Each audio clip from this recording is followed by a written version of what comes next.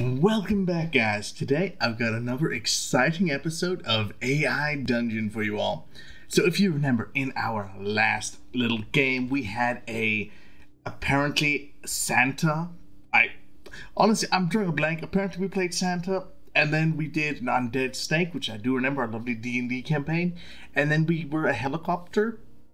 I'm honestly blanking on some of these videos, but you know what? We had a bit of fun. So today I'm thinking of doing a bit of a more romantic video, you know, for all Easter and everything. I'm thinking I want to get married in this episode. So we're going to go into, let's have a look at the different worlds we have. Okay, you know what? Alarethos. We will play the world of Alarethos. Not much is known about this world, other than it is filled with more terror than any mind can imagine, and horrific creatures that could drive a sane man mad. However, it also holds a powerful promise, for the more you delve into its dark abyss, the more powerful you become. This is exactly the kind of world we can get married in, so let's create ourselves a character. My character's name is going to be good old Guppy, for that, you know, name brand recognition.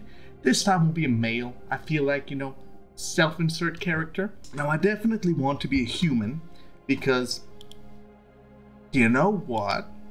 Now, we're a human, and my class will be... Well, I think this is the only one that could probably get married out of the bunch. I mean, the rest just seem a bit off. No, that's probably a bit more prestigious, you know. Can make some weapons. So let's become a forge master who can craft weapons of unimaginable power, the ability to forge weapons of legend and infuse them with powerful magic. Yes, that seems exactly what we're not going to be. So now we will become a faction of the magnificent city of Nefetium, and we're going to be Thrawn, because I give up. And we'll have world events. Let's start this campaign. The king of Euthridia has gone mad and has declared war on all other nations of Alarethos. He claims that they have been corrupted by the Abyss and will face judgment when he seizes control of the Abyss. No one knows why he has done this, but all know that it cannot be good. Especially because he wants to control something that he thinks corrupts people. That's not very logical, but we're gonna let it go. We're not even gonna bother with this mad king. That's not our goal today. I am Guppy, a male human forge master in the magnificent city of Nefetium. You are the leader of the monster hunters, and currently have some men loyal to you in several locations around the city. You have been trying to uncover the secrets of the ancient temple of the god of the abyss, but your investigation have led to a dead end. Your men, however, have located a portal to the infernal planes. They think it might be linked to the temple, but you're not so sure. You will lead a small group, including a couple of your lieutenants, to the portal. What will I do? Flirt with Lieutenant. Let's see what happens. You decide to do a little flirting with Lieutenant Arcturus. You start sending him suggestive messages. You talk about how you really wish he would show you the portal. Okay, now what we're gonna say. Now we have a name. So we're gonna say,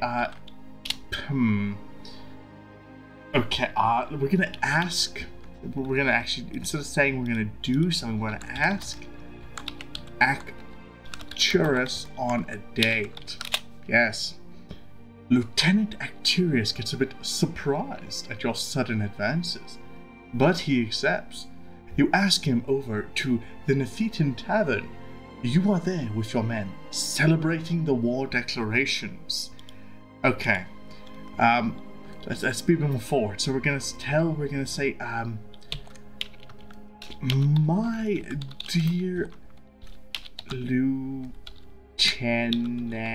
because I can spell, why don't we take this somewhere more private instead of with the entire company. Because it does seem a little bit odd that we're having our first date with our entire platoon. As you suggest to the lieutenant, the rest of your men are present. However, the rest of the company has decided to go drink in the tavern across the street. See, that's what I was hoping for. So now what we do, we say, do you have any interests? I can't spell, and do not judge me. Do you have any interests? Let's see what he says. Lieutenant Arcturus is a bit taken aback by your bizarre behavior, but he replies, I like long walks on the beach, dancing, and fishing. Wait, I say or he says? You say? Whatever. Now I'm going to say, what a surprise. I also partake in the occasional fishing expedition. Don't judge the spelling. I occasionally partake in the accounting fishing expedition. Alright, let's see what our good friend Arcturus will say to this. The rest of the day goes by quickly. The war declaration is going on in the tavern as the entire city is preparing for war. Okay. Ask Arcturus to go fishing. Let's, we gotta get married, so let's do this. Ooh, Lieutenant Arcturus accepts. He says, we go to the fishing harbor to catch a ride to the fishing grounds around the islands. Excellent. I shall bring some drinks and sandwiches to enjoy while fishing. You decide to grab a couple bottles of wine, ooh fancy, and some sandwiches from the Neftian Tavern kitchen, and head out with Lieutenant Arcturus to the fishing grounds around the island. You get to the harbor. Alright, let's catch some fishes. You decide to catch fishes. You go back to the tavern to pick up some sandwiches and go back to the harbor with the fishes. Lieutenant Arcturus eats the fishes on the boat. Now, that's not the usual way of catching fishes, but you cannot deny results. He did get fishes, so theoretically, it is a success. So let us then take the boat out for a drive. Let's see what happens. You know what? I have an idea. I have a great idea. So you decide to take the boat out to the fishing grounds. You go back to the tavern to get something to drink. A couple of Neftian sailors hand you a bottle of wine. Okay, now hear me out. Do any of you guys remember that old movie? I think it's called like Blue Lagoon or something. It's like it's a romance where two people get stranded on an abandoned island and then they fall in love. So theoretically, what if I purposely crash this boat into an abandoned island and get us stranded there? Then, theoretically, by the transitive properties of indoctrination and Stockholm Syndrome, he will fall in love with me. It's a perfect plan.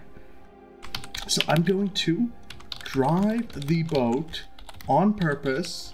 No, crash the boat. Crash the boat on purpose into an abandoned, deserted island. That, you see, this is the way you fall in love.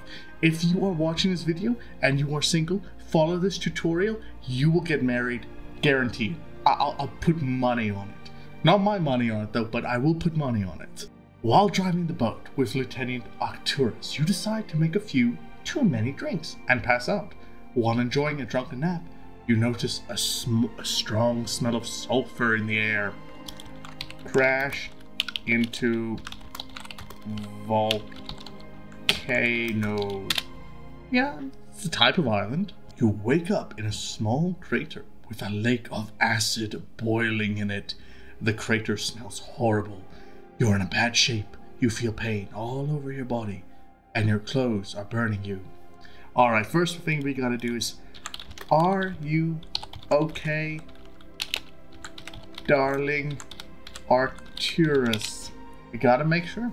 You know, we gotta make sure. Lieutenant Arcturus is in the boat, sleeping. You say his name to wake him up, but he doesn't respond. Then you realize he's in a comatose state. Now hear me out. If we get married and he's asleep, does it count? Like, is this like, you know, Nevada rules? I think maybe. You know, let's give it a try. Let's see if I can forge marriage. Let's forge. No, come on, we gotta go properly. Some marriage certificates for me and Arcturus. Will he believe it? That's the question. Oh, I said that. Oops. Well, let's see what happens. Okay, let's see how this goes. You say forged marriage certificates for me and Arcturus. Lieutenant Arcturus wakes up from his drunken nap, which was also a comatose state, and is very surprised to see you, or to see me. He then says, forged marriage certificates? Who are you? Lieutenant Arcturus seems to get angry. He has amnesia, even better. We are fiancés and efficiencies, and we were going to get married when our boat crashed. That's, yeah, that works. I would believe it if I was him, you know, theoretically. You say, we are efficiencies and we were going to get married when our boat crashed. Arcturus gets angry. He asks you if you've gone mad and why you decided to kidnap him. Damn it, he's smart. Alright.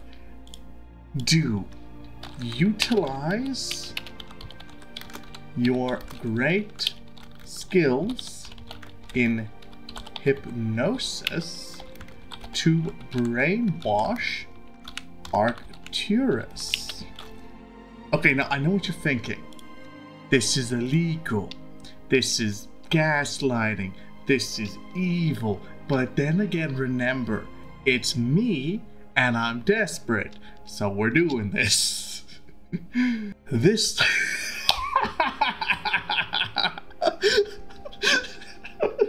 Okay, that's quite funny. You utilize your great skills in hypnosis to brainwash Arcturus. This works. He does not make a peep. You drop him off back in Nephitum. Darn.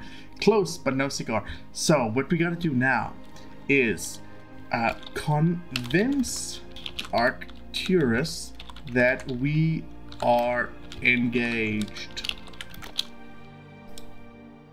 You see, I feel like this is the way to go. I have a feeling this is the accurate way of doing this. Because, like, we tried the dating thing, and it didn't go so well, so you know... Oh no. You convince Arcturus that you are engaged. Arcturus agrees and starts to get angry. Arcturus says, well, what crime were you going to hang me? You say, for stealing my heart. Get off, all romantic. Arcturus gets angry and shouts, I'm not going to marry you. Then you realize you are completely screwed and start to get angry. You bullshit liar.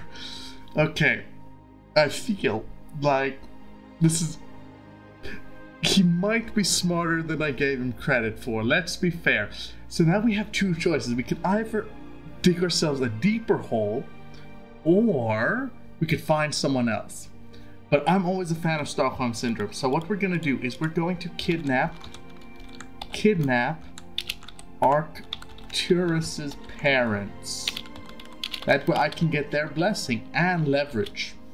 You kidnap Arcturus's parents. You go back to the tavern and defeat him and wait a few hours.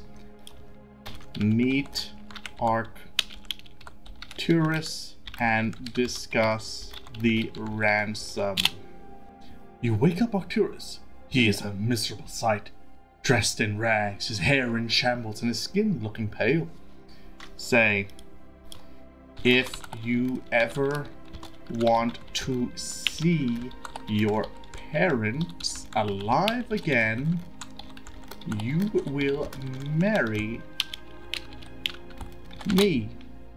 That feels it's a fair deal, I'd say. It's quid pro quo. Arcturus is scared, but he agrees. You have a big wedding plan, and he says he will take you home. Now that right there, that's exactly what I wanted. So now what we're going to do is we're going to go to the dungeon where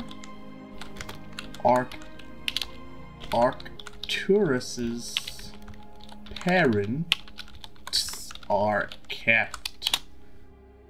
The king of Nephitim has the king and queen of Euphrydia in his dungeons. Their eyes are full of pain and despair. They have not been allowed to talk to anyone for years.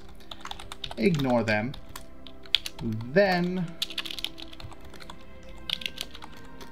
find the parents and ask for their blessing in the marriage with their son. You see, even though I'm technically doing this via kidnapping and blackmailing and extortion, we still gotta get that blessing. It's very important. So, you ask the parents for their blessing, and they agree. You ask King Hyrax if there's any issue, and he says the queen is having an episode. You know what? Stab the queen in the left kneecap. She's being a problem. You know, you gotta silence them. You stab the queen in the left kneecap. You stab the queen in the left kneecap. She screams in agony, and King Hyrax is very angry. What the hell you do that for? He shouts. Say, she is no longer having an episode. You can thank me later. A world event has occurred. A low-ranking member of Euphrydia has stated that they no longer trust the decisions of the rulers of Euphrydia. They feel that even though the major powers of Alerios are corrupt, it is still possible to fix them and bring them back from the abyss. Fair enough, I don't care. Okay, let's continue. You say she is no longer having an episode. You can thank me later. Why did you do that? Because she was trying to tell you something important. Well, what I'm going to do is I'm just going to leave. Leave and go plan for the wedding. Yeah, he can yell at someone. I don't care. He can have his little episode too. I did what was necessary. Oh, a few months go by and it's time for the wedding. You meet Lieutenant Arcturus at the palace. He is dressed in fine clothes and he looks beautiful. You look fantastic this evening. Now you see, we're going to start with a compliment, but then you give them a backhanded compliment so they feel insecure and want your approval. It's a tactic that works everywhere, except for the very greasy hair. That could be better. See, that's how we do that. It like lowers their confidence, so they feel, you know, more like, oh, why would you say that? You know, it's a proven tactic. Works by every scumbag you ever see. Everyone does. You know, those like really, you know, macho Dayton people that always tell you that it has to work. I trust it. I have not showered since the kidnapping. My mother, can you believe? Huh? I have not showered since the kidnapping. My mother, can you believe it? This is terrible. Who kidnapped you? Some monster hunters. I think they're some kind of devil worshippers. I have literally no idea who's speaking, why they're saying it, or who the monster hunters are, unless it's me. So I'm just gonna ignore it. Will you marry me, Arcturus? Of course I will marry you. You and Arcturus get married. The wedding is very lavish and extravagant. You have a great time. I will marry you. You have a big wedding planned, and he says he will take you home. Well, you know what? I think that is a success right there. However, now that we've gotten married, what if I'm not happy? What if it turns out my character was in fact miserable? He never wanted to get married. He was pushed into it by a nosy Arcturus. The man was far too pushy and I never really wanted him. And now he's forced me into this marriage. This is my thinking. Is this true? Well, technically it could be, you know, I mean, technically. So now what we're going to do is we're going to slowly start poisoning Arcturus's wine.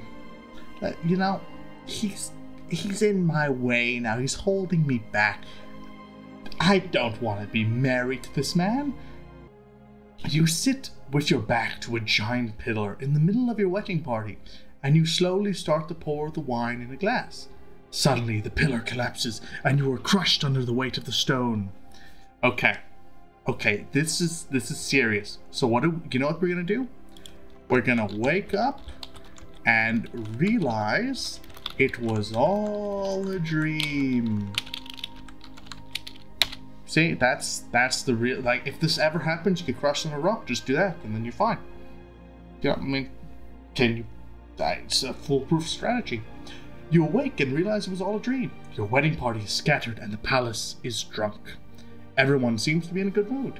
See? Told you. So now what we do is we capture a small snake. And you'll see what I'm going for here. One of the men comes up to you and asks, "Hey, are you okay? You look like you just had a nightmare." You reply, "Go find me a small snake and a large cannon."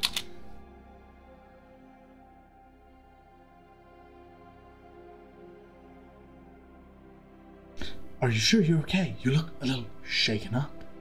"Just get the snake and the cannon. The rest will be taken care of." Now what we're going to do is we're going to write the story. The man brings me a small snake and big cannon. The man brings me a small snake and big cannon. Come on, AI, tell me what's happening. You attach the small snake to the end of the cannon. You say to Lieutenant Arcturus, okay, it knows what I wanted. See, the AI knows me. Hasta la vista, baby. Alistair Vista, sure, that's what I meant to say. You say Alistair Vista, baby. Let's see what happens. The snake fires its venomous fangs, and Lieutenant Arcturus falls asleep from the poisonous bite. You shoot him in the head, and he is dead. Now what we do is we write an epic poem about our love.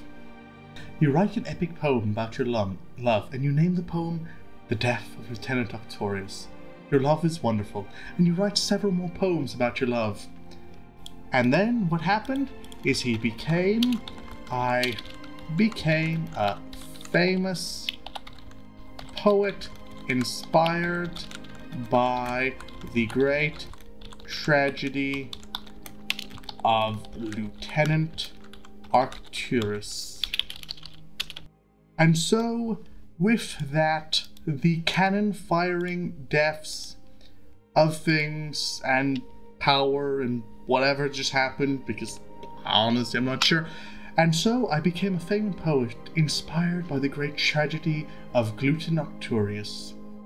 And so, with that line and about 2 minutes of waiting, I've realized that the AI literally doesn't know what to make of it. It seems to acknowledge my completion of this story. And with that, I have now become this famous great poet. I have been married, inspired, gone through tragedy. And so this great epic comes to an end with us having defeated that vile... Okay, we haven't defeated anyone, we just had some fun. So I hope you guys enjoyed this, another one of these weird little AI dungeon stories. I really do like making these little stories, they're very fun. And I hope you guys like listening to them as well. So thank you guys so much for checking out this next installment of our AI dungeon series. I do love making them. So thank you guys for listening, and I'll see you all in the next video. And of course, if you want to leave those likes and subscriptions, I will put a big old smile on my face and I'll be oh so happy. So please go ahead and do those two things. You know, that actual like button, just give it a little smash, and maybe the subscribe if you're feeling extra generous. So thank you guys oh so much for watching, and I'll see you all in the next video. Bye!